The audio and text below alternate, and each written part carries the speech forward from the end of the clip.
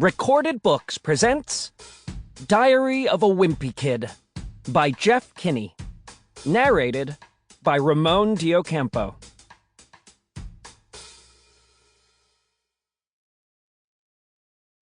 September. Tuesday. First of all, let me get something straight. This is a journal, not a diary. I know what it says on the cover, but when Mom went out to buy this thing, I specifically told her to get one that didn't say diary on it. Great.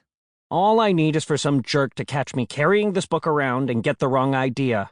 Then punch me and call me Sissy.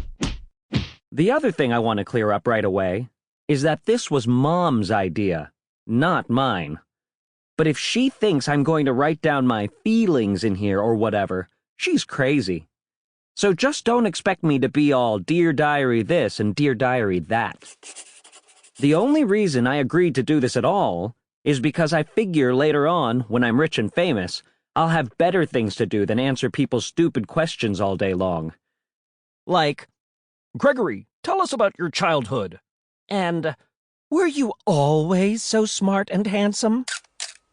I'll just be able to say, here's my journal. Now, shoo, shoo. So this book is going to come in handy.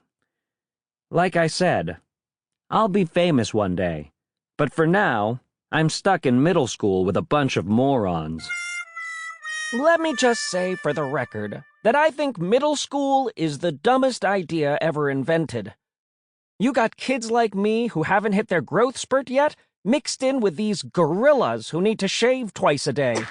They knock us down in the hallway and boom, out of my way, runts. And then they wonder why bullying is such a big problem in middle school. If it was up to me, grade levels would be based on height, not age. But then again, I guess that would mean really small kids like Chirag Gupta would still be scribbling their ABCs in the first grade. Today is the first day of school, and right now, we're just waiting around for the teacher to hurry up and finish the seating chart. So I figured I might as well write in this book to pass the time.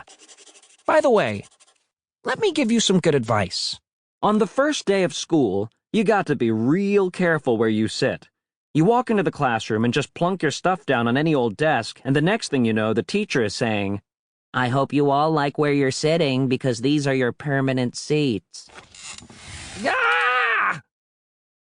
So in this class, I got stuck with Chris Hosey in front of me and Lionel James in back of me.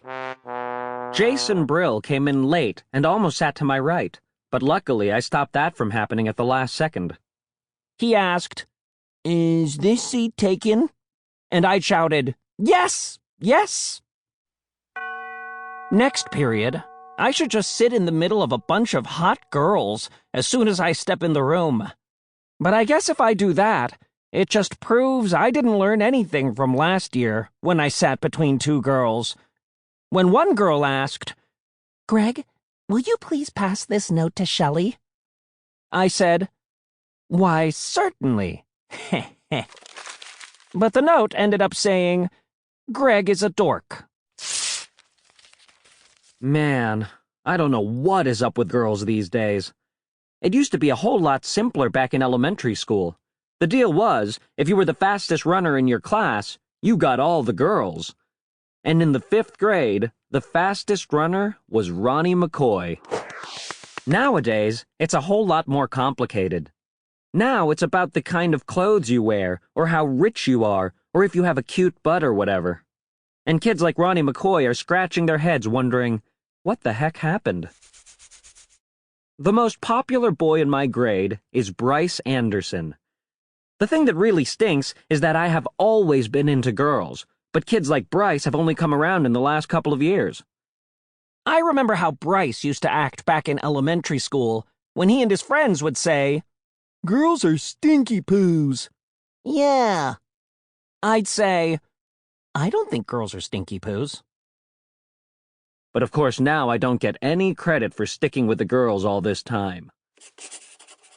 Like I said, Bryce is the most popular kid in our grade, so that leaves all the rest of us guys scrambling for the other spots. Sample complete. Ready to continue?